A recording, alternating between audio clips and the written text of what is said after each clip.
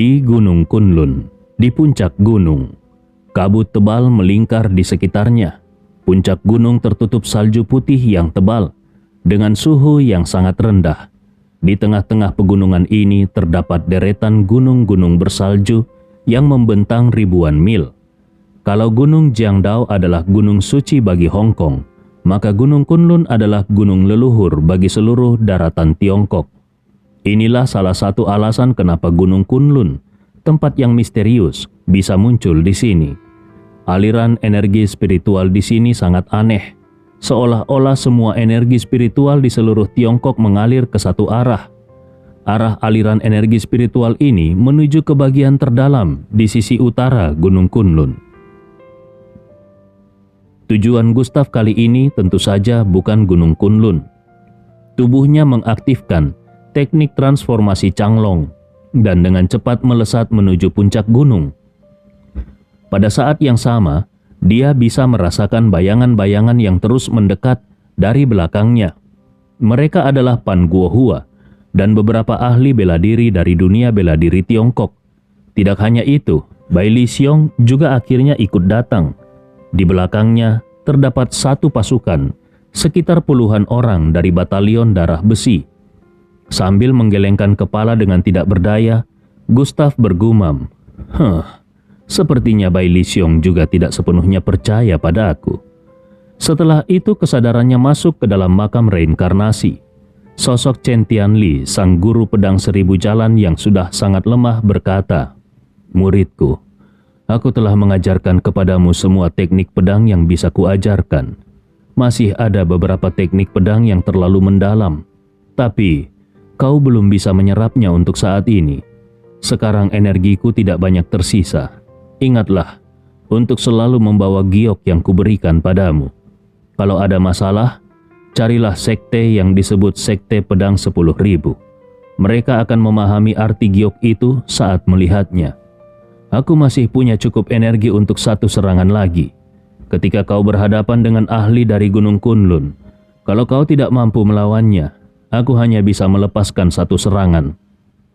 Setelah satu serangan itu, kalau kau tetap tidak bisa melawan, ingatlah untuk lari. Seorang pria bijak tahu bahwa balas dendam bisa ditunda selama 10 tahun. Gustav mengangguk mendengar ajaran gurunya dan bertanya, "Guru, aku selalu punya satu pertanyaan. Setelah kalian menghilang, bagaimana caranya agar aku bisa bertemu dengan kalian lagi? Apakah aku harus menanggung rasa sakit kehilangan 100 guru?" Chen Tianli tersenyum. Kotak pedang di belakangnya bergetar pelan dan dia berkata, "Muridku, ketika kekuatanmu cukup kuat, kau akan mengerti arti dari makam reinkarnasi. Dalam arti tertentu, kami 100 orang ini terjebak, dan kau adalah kunci untuk membuka jeratan itu. Sebagai pemilik makam reinkarnasi, kau adalah satu-satunya orang yang bisa membebaskan kami. Selama kau terus berlatih dengan baik, pada saat yang tepat, kita pasti akan bertemu lagi. Namun, bagaimana bentuk pertemuan itu masih belum pasti." Gustav mengangguk lagi dan memandang pada batu nisan yang tersisa di makam reinkarnasi. Kali ini, 3 batu nisan telah menunjukkan tanda-tanda akan terpicu.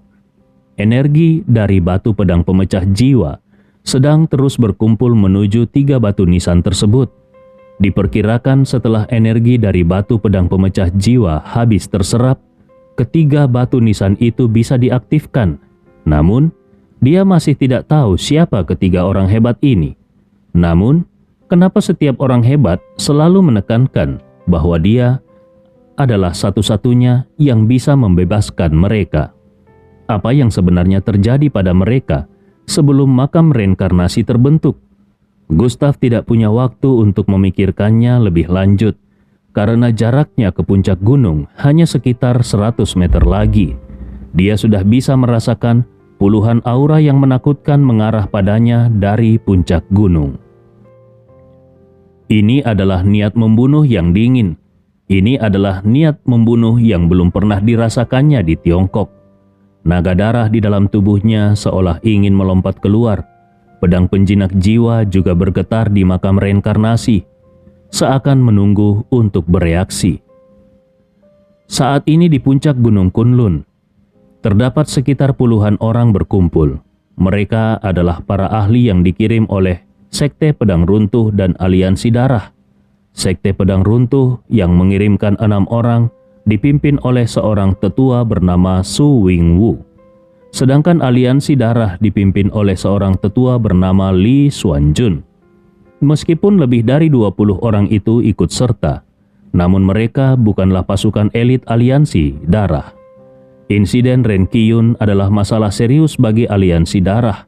Namun mereka tidak akan mengirimkan pasukan terkuat mereka ke Tiongkok untuk menyelesaikan masalah ini.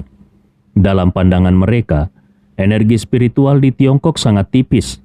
Bahkan, kalaupun ada ahli, mereka tidak mungkin terlalu kuat. Dari 20-an orang itu, selain Li Xuanjun, 10 orang lainnya berada di atas level alam Yuan sejati. Su Mingwu dari Sekte Pedang Runtuh tentu menyadari keberadaan Aliansi Darah. Namun, karena reputasi Aliansi Darah di Gunung Kunlun tidak terlalu baik, dia pun tidak terlalu peduli. Selama orang-orang ini tidak menargetkan mereka, semuanya akan baik-baik saja. Seorang pria parubaya di samping Li Xuanjun melirik Su Mingwu, lalu berkata kepada Li Xuanjun, "Tetua Li, kalau nanti Gustav muncul, haruskah kita langsung menyerang?" Li Xuanjun tertawa dingin. "Kenapa harus terburu-buru? Dan juga, dengan alasan apa kita harus menyerang? Sekte Pedang Runtuh tidak mengetahui identitas sebenarnya dari Ren Qiyun. Kalau Sekte Pedang Runtuh mengetahui, kita harus membunuh mereka semua untuk menjaga rahasia. Sekarang, yang harus kita lakukan adalah menunggu dan melihat mereka bertarung. Jujur saja, aku benar-benar penasaran. Siapa sebenarnya Gustav Ye ini? Bagaimana mungkin seseorang dari Tiongkok bisa membunuh ahli dari Gunung Kunlun? Orang seperti itu mungkin memiliki bantuan dari seseorang yang sangat kuat, atau mungkin dia memiliki teknik rahasia. Oh ya, bukankah ayah bocah itu ada di Aliansi Darah kita?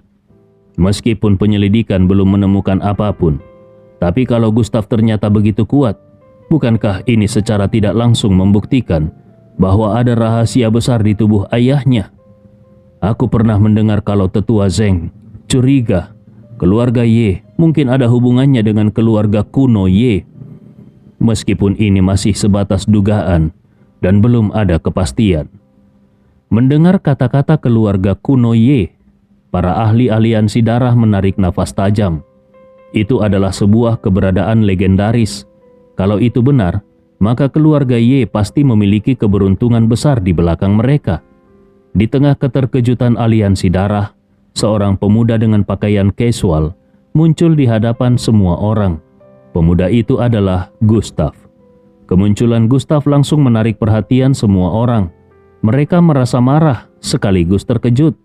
Tidak ada yang menyangka kalau Gustav akan datang seorang diri.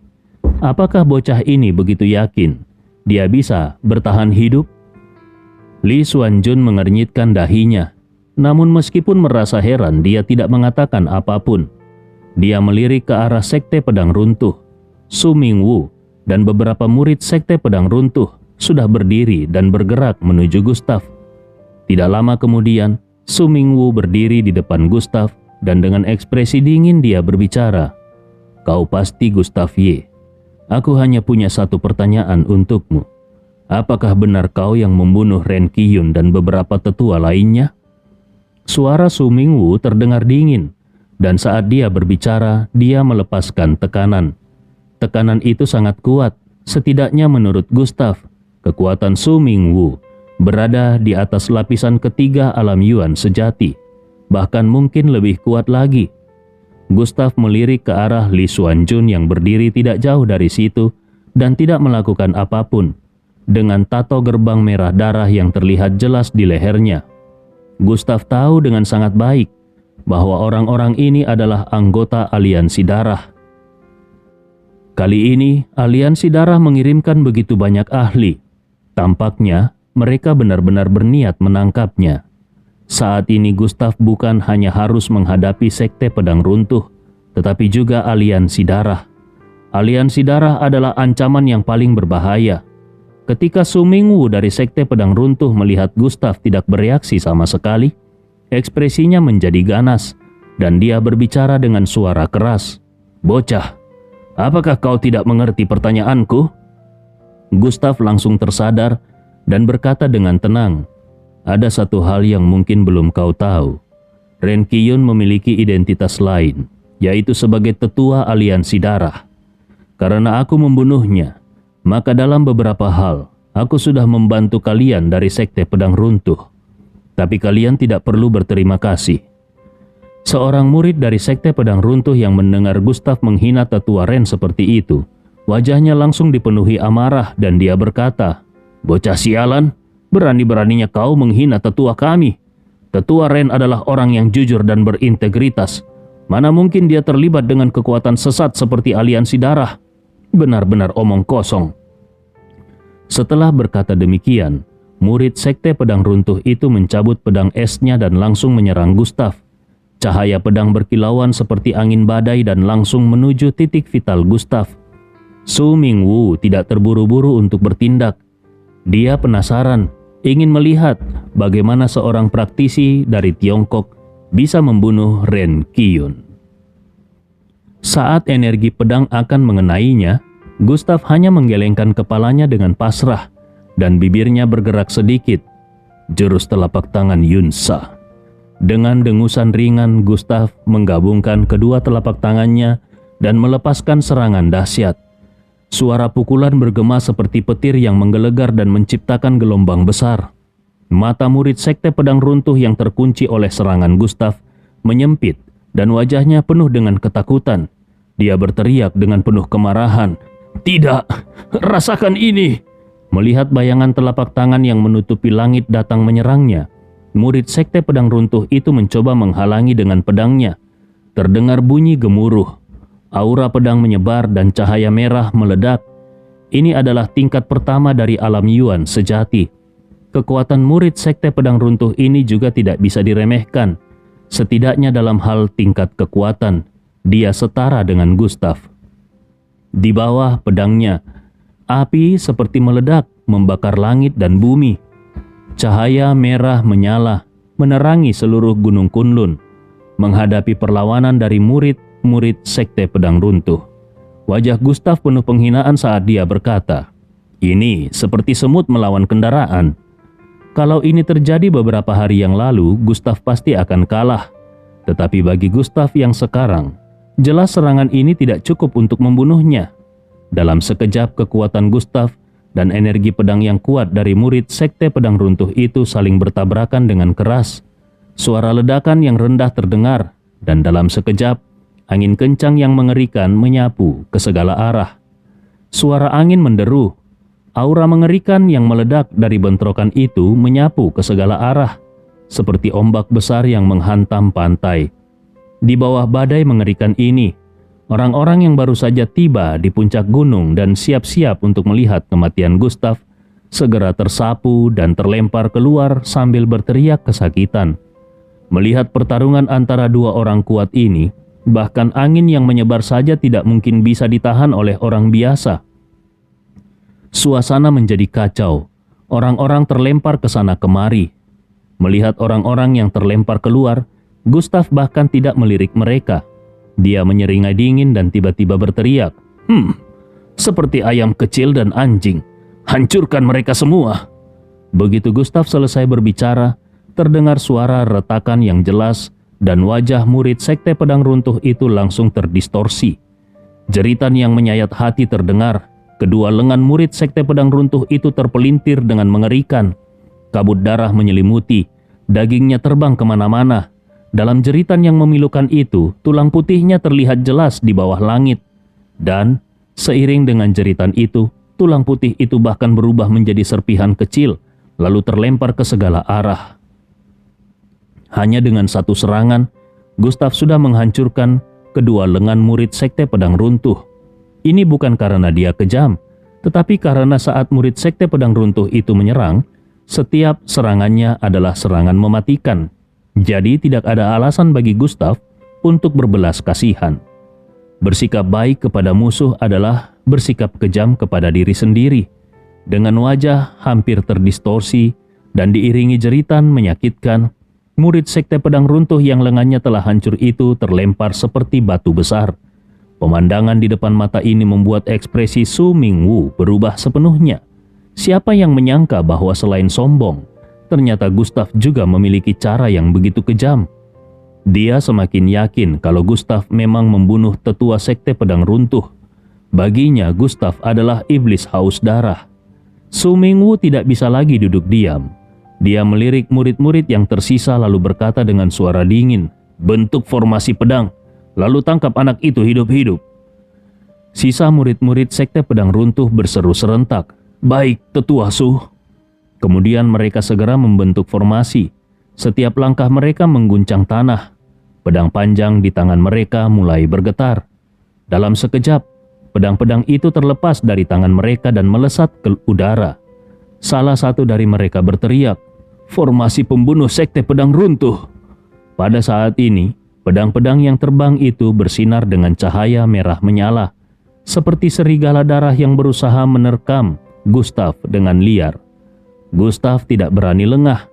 Dia mencabut pedang pembunuh naga, dan energi dari dantiannya mengalir. Dia segera menahan serangan itu. Cahaya merah menyala langsung terbelah. Pedang-pedang itu retak di permukaannya, dan kapan saja bisa hancur. Tapi bagaimana mungkin? Tidak ada yang menyangka kalau Gustav bisa memecahkan formasi itu dengan begitu cepat, dan dia melakukannya dengan sangat mudah, hanya dalam hitungan detik. Apakah mungkin Gustav juga seorang ahli formasi? Melihat Gustav yang dalam sekejap mendekati mereka, murid-murid sekte pedang runtuh hanya bisa melihat dengan ketakutan. Pada saat ini, mereka merasa seperti terjebak dalam lumpur. Di bawah aura besar yang mengunci mereka, mereka tidak punya jalan untuk melarikan diri. Apakah anak ini benar-benar dari Tiongkok? Bukankah dia tumbuh besar di Gunung Kunlun? Sejak kapan Tiongkok memiliki orang sekuat ini? Melihat Gustav menyerang tanpa ampun dengan pedangnya yang sangat kuat, raut wajah murid-murid sekte pedang runtuh yang berada dalam formasi itu menjadi pucat pasi dan dipenuhi ketakutan. Di bawah ketakutan yang mendalam, murid-murid sekte pedang runtuh itu berteriak putus asa. Mereka tidak punya pilihan selain bertahan. Dalam sekejap suara ledakan lain terdengar, namun jeritan tidak sempat keluar karena suara retakan yang jelas terdengar lagi. Dan terlihat jelas dada murid-murid sekte pedang runtuh itu tertekan dengan mengerikan. Darah yang tak terbendung mengalir seperti air mancur, dan tubuh mereka terlempar dengan keras, lalu jatuh di tengah kerumunan yang kacau.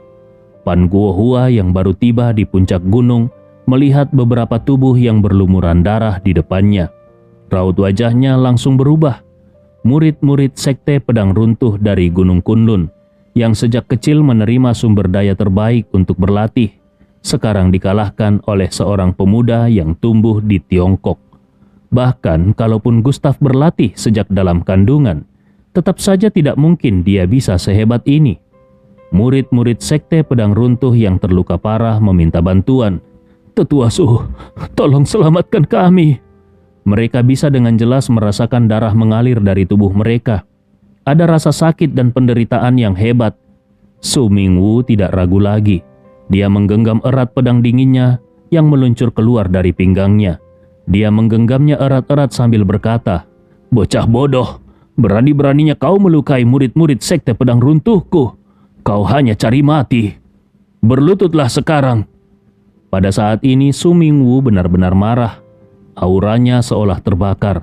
Su Mingwu berkata lagi, "Tampaknya kau benar-benar memiliki kekuatan untuk membunuh tetua sekte pedang runtuh. Hari ini, aku akan membalaskan dendam Ren Qiyun." Setelah Su Mingwu mengatakan hal itu, cahaya pedang bersinar dan auranya melonjak ke langit. Dalam sekejap, aura Su Mingwu juga melonjak tinggi ke langit dan cahaya pedang memotong segalanya. Mesin pembunuh yang menakutkan itu sepertinya membekukan langit dan bumi.